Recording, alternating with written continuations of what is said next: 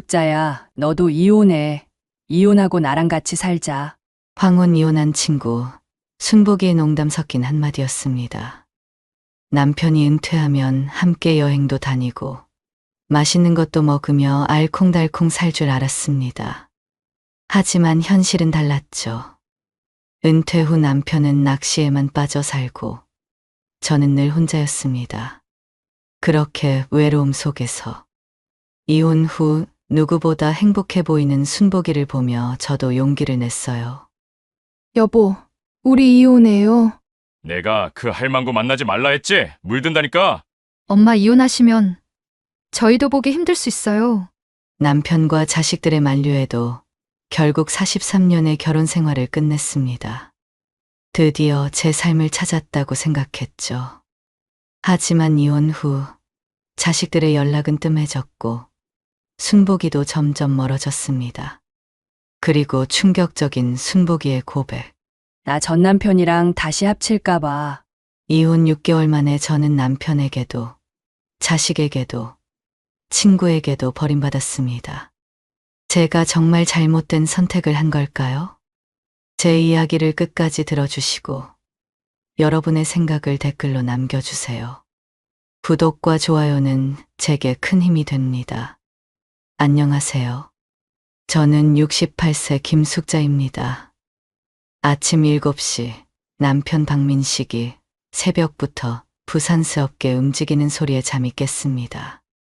남편은 70살. 대기업에서 부장으로 일하다가 5년 전에 은퇴했어요. 은퇴하면 함께 제주도도 가고 단풍 구경도 다니자고 했는데요. 그 약속은 온데간데 없고 지금은 낚시에만 빠져 살아요. 부엌에서 된장찌개를 끓이는데 남편이 낚시 가방을 메고 현관으로 향했습니다. 나 강원도 갔다가 내일 들어올게. 밤 낚시하고 올 거야. 밥도 안 먹고 가냐고 묻고 싶었지만 이미 현관문 닫히는 소리가 들렸죠. 혼자 남은 식탁에서 된장찌개를 떠먹는데 텁텁한 맛만 났습니다. 작년에 한 번 따라갔었어요. 낚싯대 앞에서 6시간을 앉아 있는데 허리는 아프고 햇빛은 뜨겁고요. 남편은 물고기 한 마리에 아이처럼 좋아했지만 저는 지루해서 못 견디겠더라고요. 그 뒤로는 가자는 말도 안 해요. 막내 손주가 초등학교 들어간 지도 벌써 3개월이 됐습니다.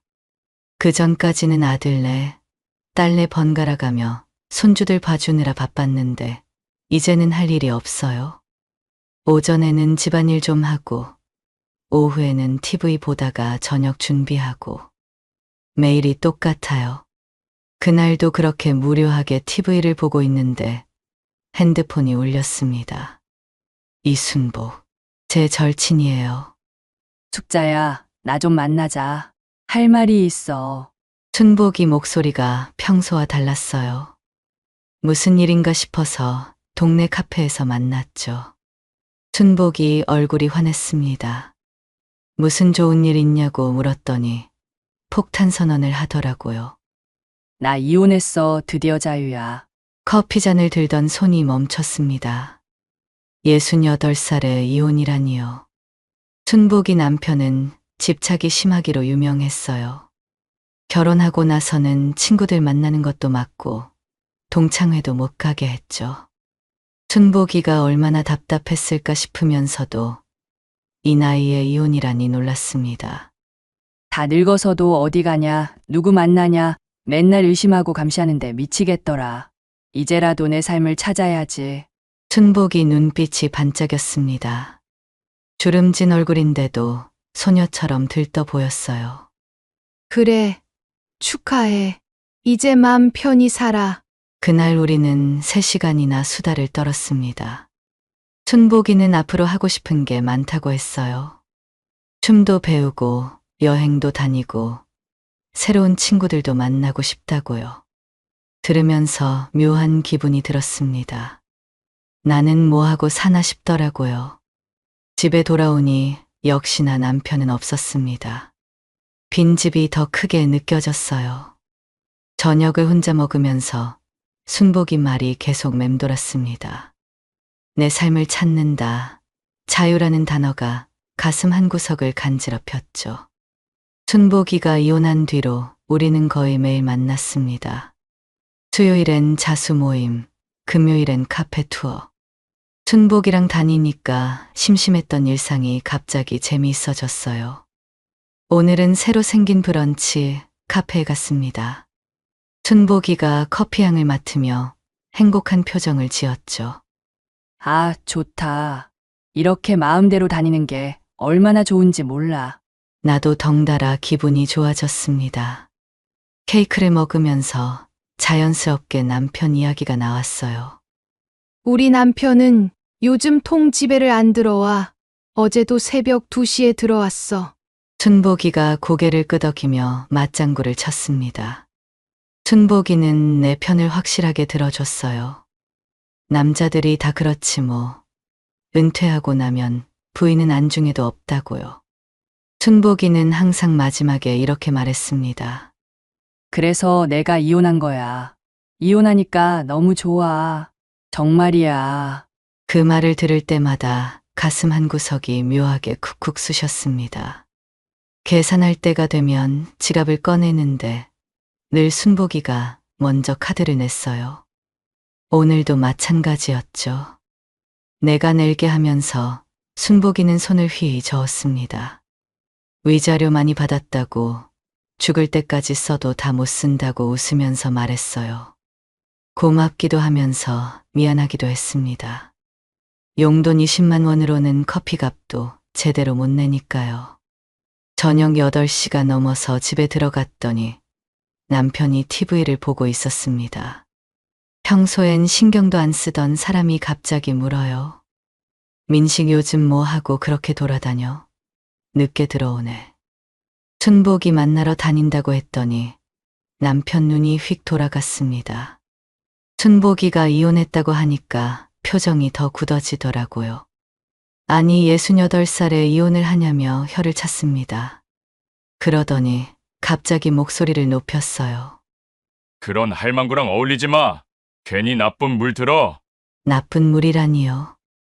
50년 지기 친구한테 그런 말을 하다니. 화가 확 났습니다. 그래도 참고 용돈 이야기를 꺼냈어요.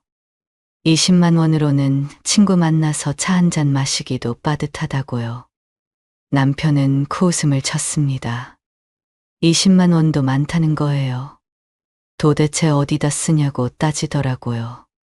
당신은 낚시 용품 사는데 한 달에 얼마나 쓰는지 아냐고 했더니 그건 다르다며 화를 냈습니다.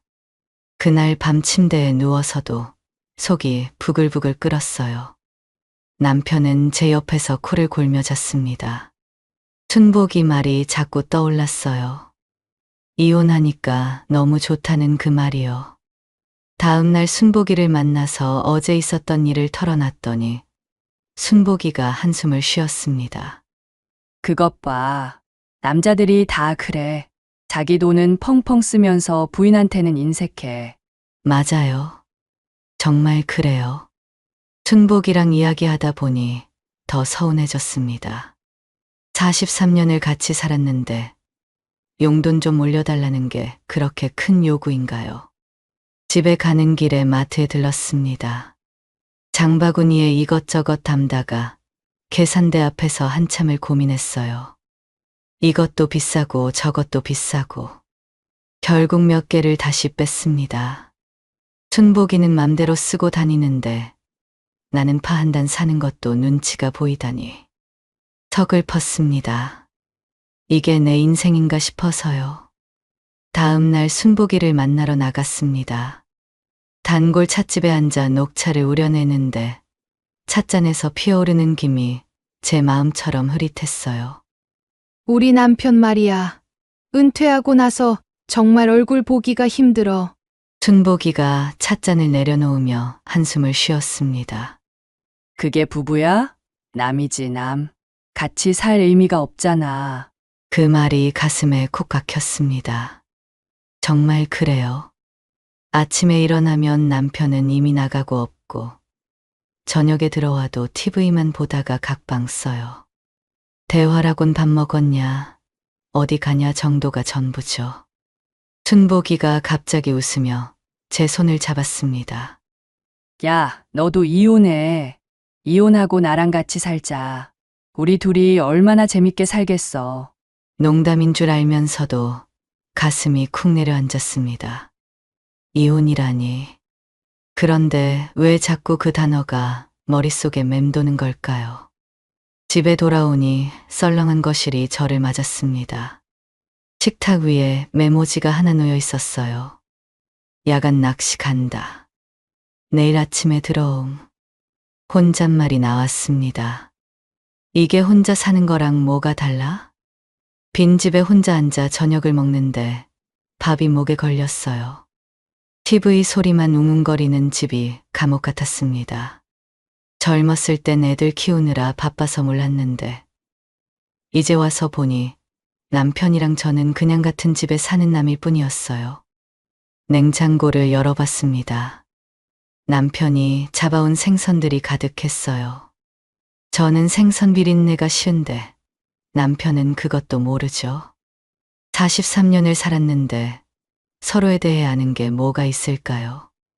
남편은 제가 좋아하는 꽃이 뭔지도 모를 거예요. 다음 날 아침 7시 현관문 열리는 소리에 잠이 깼습니다. 남편이 낚시 가방을 질질 끌며 들어왔어요. 생선 비린내가 온 집안에 퍼졌습니다. 여보, 잠깐 앉아봐요. 할 말이 있어요. 남편이 피곤한 표정으로 소파에 앉았습니다. 저는 그동안 참았던 말을 꺼냈어요. 은퇴하면 함께 제주도도 가고 맛집도 다니고 손잡고 산책도 하자고 했잖아요. 근데 은퇴하고 5년 동안 당신은 낚시만 다녔어요. 나는 뭐예요? 밥 해주는 사람이에요? 말하면서 목소리가 떨렸습니다. 억울함과 서운함이 북받쳐 올라왔어요. 남편은 하품을 하며 대답했습니다. 평생 일만 하다가 이제야 취미생활 좀 하는 게 뭐가 문제냐고요. 그러더니 표정이 딱딱해지며 말했어요. 그 이혼한 할망구랑 어울리더니 이상해졌어. 내가 만나지 말라고 했지. 또 순복이 탓이에요.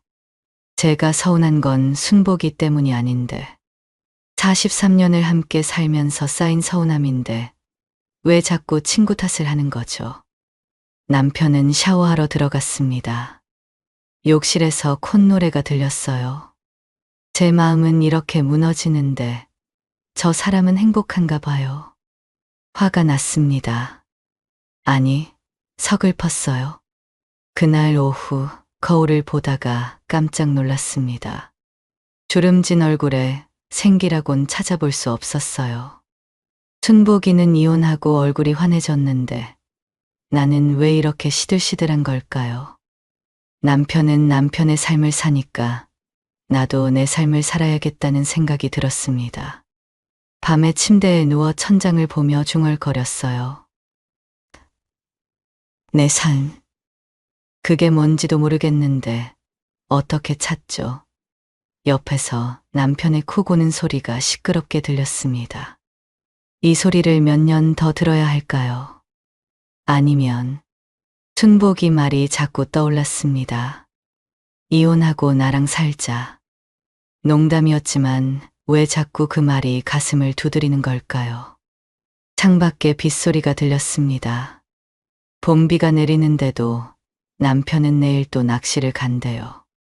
비 오는 날엔 고기가 잘 문다나요? 저는 비 오는 날 남편이랑 파전이나 부쳐 먹고 싶은데 그런 소박한 바람도 이룰 수 없는 사이가 됐네요. 그날 오후 순복이를 만났습니다. 커피숍에 앉아 카푸치노 거품을 저으며 조심스럽게 물었어요. 순복아, 이혼하고 정말 좋아. 솔직하게 말해봐. 순복이 눈이 반짝였습니다.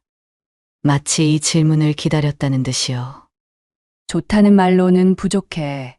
내가 다시 태어난 것 같아. 순복이는 이혼의 장점을 줄줄이 늘어놓기 시작했어요. 아침에 일어나면 하고 싶은 걸 마음대로 할 수 있고, 돈도 눈치 안 보고 쓸 수 있고, 친구들도 자유롭게 만날 수 있다고요. 무엇보다 잔소리 듣지 않는 게 천국이래요. 들으면서 부러웠습니다. 나는 파 하나 사는 것도 눈치 보는데. 그래도 나쁜 점이 있을 거 아니야. 외롭거나 아프면 어떡해? 순복이가 잠시 생각하더니 고개를 저었습니다. 나쁜 점? 응. 없어. 정말 없어. 아파도 병원 혼자 가면 되고, 외로우면 친구 만나면 돼. 그 단호한 대답에 마음이 흔들렸습니다. 정말 이혼이 답일까요? 그날 밤 남편이 TV를 보고 있을 때 옆에 앉았습니다. 심장이 두근거렸어요. 여보, 우리 이렇게 각자 하고 싶은 것만 하고 살 거면 이혼하는 게 낫지 않을까요? 남편이 리모컨을 내려놓고 저를 봤습니다. 그런데 표정이 진지하지 않았어요. 오히려 비웃는 것 같았죠. 내가 그 할망구 만나지 말라고 했지? 물든다니까? 앞으로 그 할망구 만나면 용돈 끊을 거야. 용돈을 끊는다니요. 애도 아니고 분노가 치밀어 올랐습니다. 나도 질 수 없었어요. 좋아요. 그럼 당신이 날 혼자 두고 한 번만 더 낚시 가면 진짜 이혼할 거예요. 남편은 콧방귀를 뀌며 다시 TV를 봤습니다. 제 말을 진지하게 받아들이지 않는 게 분명했어요. 다음 날 아침 눈을 떠보니 옆자리는 비어 있었습니다. 거실에 나가보니 또 그 메모지. 낚시감. 그 순간 무언가가 뚝 끊어지는 소리가 들렸어요. 43년 인내심의 끈이었을까요? 아니면 부부라는 이름의 끈이었을까요? 바로 아들 수찬이와 딸 수미에게 전화했습니다. 오늘 저녁에 집에 오라고요. 중요한 이야기가 있다고 했더니 무슨 일이냐고 묻더라고요. 와서 이야기하자고 했어요. 저녁 7시 아들과 딸이 도착했습니다. 며느리와 사위는 안 데려왔네요. 잘 됐어요. 가족끼리 이야기하는 게 낫죠. 엄마가 아빠랑 이혼하려고 해. 수찬이가 숟가락을 떨어뜨렸습니다. 수미는 입을 벌린 채 저를 봤어요. 엄마, 무슨 소리예요? 갑자기 왜요? 저는 차분하게 설명했습니다. 너희 아빠가 은퇴하고 나서 계속 나를 혼자 두고 다닌다고. 부부가 함께해야 하는데 각자 사는 게 무슨 의미가 있냐고요. 딸이 한숨을 쉬었습니다. 엄마, 이제 나이도 있으신데 각자 하고 싶은 거 하면서 사시면 좋잖아요. 같이 붙어 있으면 오히려 싸우기만 하실 거예요. 아들도 거들었어요. 엄마도 엄마가 하고 싶은 거 하면서 사시라고. 아빠는 원래 그런 사람이니까 이해하라고요. 이해하라고요? 43년을 이해하고 살았는데 더 이해하라고요? 내가 뭘 하고 싶어도 돈이 있어야지. 아빠가 용돈도 제대로 안 주는데 그때 순복이 이야기를 꺼냈어요. 이혼했더니 너무 좋다더라고. 그러자 아들이 인상을 찌푸렸습니다. 엄마, 그 할머니랑 어울리지 마세요. 아빠 말이 맞아요. 이혼이 뭐가 좋다고. 딸도 맞장구를 쳤어요. 순복 할머니가 엄마를 부추긴다고. 제발 그런 사람이랑 어울리지 말라고요. 남편과 똑같은 소리를 하는 자식들을 보니 더 화가 났습니다. 아무도 내 마음을 이해해주지 않았어요. 내가 왜 이혼을 생각하게 됐는지, 얼마나 외롭고 서운한지 아무도 몰라요. 그날 밤 침대에 누웠는데 잠이 오지 않았습니다. 가족이라는 게 뭘까요? 한 지붕 아래 살면서도 서로를 이해하지 못하는 사람들. 그게 가족일까요? 창밖에서 바람 소리가 들렸습니다. 쓸쓸한 봄바람이었어요. 내 마음도 그 바람처럼 춥고 외로웠습니다. 다음 날 순복이를 만났습니다. 답답한 마음에 어제 있었던 일을 모두 털어놨어요. 남편도 자식들도 아무도 내 마음을 이해해주지 않는다고요. 남편하고 자식들 다 필요 없어. 살 날이 얼마나 남았다고. 이제는 내가 하고 싶은 대로 살아야지. 순복이 말이 가슴에 와닿았습니다. 맞아요. 살 날이 얼마나 남았다고 이렇게 참고만 살아야 하나요? 그래도 이혼하면 외롭지 않을까? 68년을 누군가와 함께 살았는데 혼자 산다는 게 목소리가 떨렸습니다. 막상 이혼을 결심하니 두려웠어요. 평생 누군가와 함께였는데 혼자 잠들고 혼자 밥 먹고 아플 때도 혼자라니. 순복이가 제 손을 꼭 잡았습니다. 따뜻한 손이었어요. 내가 있잖아. 지금처럼 매일 만나서 놀면 되지. 걱정하지 마. 그 말에 눈물이 날 뻔했습니다. 그래요. 순복이가 있으니까 괜찮을 거예요. 다음 날 아침 남편이 신문을 보고 있을 때 맞은편에 앉았습니다. 손이 떨렸어요. 커피잔을 들었다 놨다를 3번이나 반복했죠. 심호흡을 하고 말했어요. 여보, 이혼해요. 진심이에요. 남편이 신문을 내려놓고 저를 봤습니다. 쓸데없는 소리 하지 마. 아침부터 왜 이래? 저는 단호하게 말했습니다. 더 이상 이렇게 살고 싶지 않다고. 각자 살 거면 진짜 각자 사는 게 낫다고요. 남편이 당황한 표정으로 휴대폰을 꺼냈습니다. 아들과 딸에게 전화하더라고요. 엄마가 이상하다고 당장 오라고. 1시간 후에 수찬이와 수미가 헐레벌떡 달려왔습니다. 남편이 먼저 말했어요. 엄마가 노망이 난 것 같다고. 아침부터 이혼하자고 난리라고. 노망이라니. 그 말에 가슴이 찢어졌습니다. 내가 진심으로 하는 말을 노망 취급하다니요. 아들이 제 옆에 앉았습니다. 엄마, 진정하세요. 왜 이러세요? 아빠, 엄마 용돈 좀 올려드려요. 그것 때문인가 봐요. 저는 고개를 저었습니다. 용돈 때문이 아니라고. 이제는 내가 살고 싶은 대로 살고 싶어서 그런 거라고 딱 잘라 말했어요. 말은 그렇게 했지만 속으로는 흔들렸습니다. 정말 이래도 되나 싶어서요. 그때 남편이 한마디 했습니다. 이혼해도 그만, 안 해도 그만이라고. 본인은 상관없다고요. 그 무심한 말에 화가 확 났습니다. 43년을 함께 산 아내가 이혼하자는데 상관없다니요?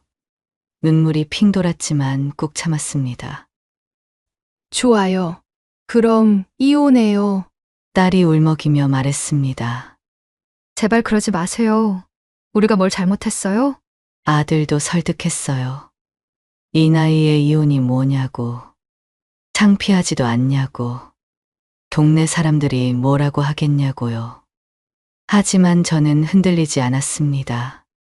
아니, 흔들리지 않는 척 했어요. 엄마, 이혼하시면 저희도 보기 힘들 수 있어요. 아빠는 그렇다 쳐도 저희도 안 보실 거예요? 그 말에 가슴이 철렁했습니다. 자식들마저 등을 돌린다는 건가요? 손주들도 못 본다는 거예요? 불안했지만 이미 너무 멀리 와버렸어요. 이혼 과정은 생각보다 길고 힘들었습니다. 서류 준비하고 변호사 만나고 재산 정리하고 매일 밤 혼자 울었어요. 정말 잘하는 건지 후회하지 않을지. 2달 후 드디어 이혼이 성립됐습니다. 법원을 나오는데 다리가 후들거렸어요. 짠돌이 남편이 생각보다 돈을 많이 모아뒀더라고요.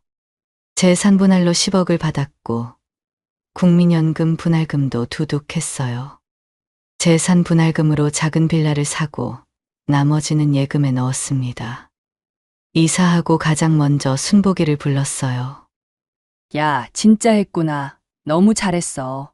축하해. 순복이랑 와인을 마시며 웃었습니다. 드디어 자유라고. 이제 맘대로 살 수 있다고요. 와인이 쓴지 단지 모르겠더라고요. 이혼 후 1달이 지났을 때 그동안 하고 싶었던 일들을 마음껏 했어요. 1달 20만 원에 쪼들리며 살았는데 이제는 다르잖아요. 순복이랑 맛집도 다니고, 백화점에서 옷도 사고, 뮤지컬도 봤어요. 이혼 빨리 할 걸 그랬네. 진작 이렇게 살 걸. 둘이서 깔깔 웃었습니다. 정말 행복했어요. 드디어 내 인생을 찾은 것 같았죠. 매일이 새로웠습니다. 아침에 일어나면 오늘은 뭘 할까 설레었어요. 낚시 가방 메고 나가는 남편 눈치 볼 필요도 없고 용돈 타령할 필요도 없었죠. 하지만 가끔 빈집에 혼자 있을 때면 이상한 기분이 들었어요. 이 고요함이 자유인지 고독인지 헷갈렸습니다. 그럴 때마다 순복이에게 전화했어요. 순복이는 항상 받아줬습니다. 이혼하고 2달 후 추석이 다가왔습니다. 매년 이맘때면 며느리에게 전화해서 뭐 필요한 거 없냐고 묻고 장 봐서 전 부치고 난리였는데요. 올해는 조용했어요. 아들에게 전화했습니다. 신호음이 길게 울리더니 겨우 받더라고요. 네. 엄마 뭐 때문에요? 추석에 어떻게 하냐고 물었더니 한참 말이 없다가 아빠 집에서 모이기로 했대요. 오실 거면 오시라고. 그 차가운 말투에 가슴이 서늘해졌습니다. 며느리 목소리도 들려왔어요. 누구냐고 묻는 소리가. 혹시나 하는 마음에 전 남편에게도 전화했어요. 떨리는 손으로 번호를 눌렀죠. 왜 전화했어? 내 집에는 절대 못 들어와. 이혼한 사람이 왜 남의 집에 오려고 해? 뚝. 전화가 끊겼습니다. 남의 집이라니. 30년 넘게 살던 그 집이 이제는 남의 집이 됐네요. 추석 당일 혼자 앉아 송편을 먹었습니다. 직접 빚은 송편인데 씹어도 맛이 없었어요. TV에서는 온 가족이 모여 웃는 모습이 나오는데 저는 혼자였습니다. 예전엔 며느리가 송편 예쁘다고 칭찬해주고 손주들이 할머니 송편이 제일 맛있다고 했는데 순복이에게 전화했어요. 같이 저녁이라도 먹자고. 아이고, 미안. 애들이 와 있어서. 손주들도 다 왔네. 다음에 봐. 순복이 뒤로 웃음소리가 들렸습니다. 왁자지껄한 가족들 소리. 전화를 끊고 나니 집이 더 조용했어요. 혼자 먹는 갈비찜이 목에 걸렸습니다. 그날 밤 침대에 누워 천장을 봤습니다. 이게 내가 원했던 자유인가? 텅 빈 집, 텅 빈 마음. 눈물이 볼을 타고 흘렀어요. 명절이 끝나고 순복이를 만났습니다. 추석 잘 보냈냐고 묻더라고요. 혼자 보냈다고 했더니 순복이가 혀를 찼습니다. 자식들이 너무하네. 아빠한테만 가고 엄마는 찾지도 않아. 우리 애들은 엄마 아빠 집 양쪽 다 가던데. 그 말에 더 서글펐습니다. 순복이네는 이혼해도 가족인데 우리는 왜 이럴까요? 3개월째 되던 수요일 자수 모임에 갔는데 순복이가 없었어요. 이상해서 전화했죠. 동네 할머니들이랑 등산 왔다고 하더라고요. 아니, 매주 꼬박꼬박 오던 자수 모임엔 안 오고 등산을.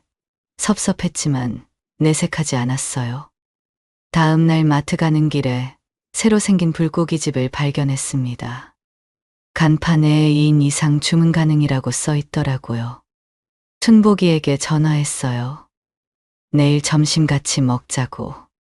순복이가 한참 뜸을 들이더니 미안하다고 했어요. 내일은 전 남편 생일이라 가족들이 다 모인대요.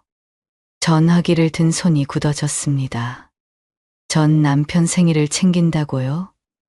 그렇게 욕하고 미워하던 사람 생일을 배신감이 밀려왔어요. 일주일 후에야 순복이를 만났습니다. 평소와 달리 순복이가 먼저 비싼 카페를 가자고 했어요. 미안한 마음이 있나 봐요. 차를 마시다가 참지 못하고 물었어요. 남편을 그렇게 싫어했으면서 생일은 왜 챙겨? 순복이가 잠시 머뭇거리더니 말했어요. 미워도 40년 산정인데 어떻게 모른 척해. 가끔 만나서 안부 묻는 거지. 애들도 오라는데 안 가면 서운해하고. 순복이는 당연하다는 듯이 말했어요. 전 남편이랑도 잘 지내고 자식들도 자주 본다고. 명절 때도 전 남편 집에 다 모였다가 자기 집으로 왔대요. 심지어 전 남편이 아프면 병원도 같이 간다고. 들으면서 혼란스러웠어요. 그럼 이혼한 게 뭐가 달라진 거죠? 그냥 따로 사는 것뿐이잖아요. 집에 돌아와 소파에 앉았습니다. 순복이는 이혼해도 가족이 있는데 나는 왜 아무도 없을까요? 핸드폰을 들여다봤어요.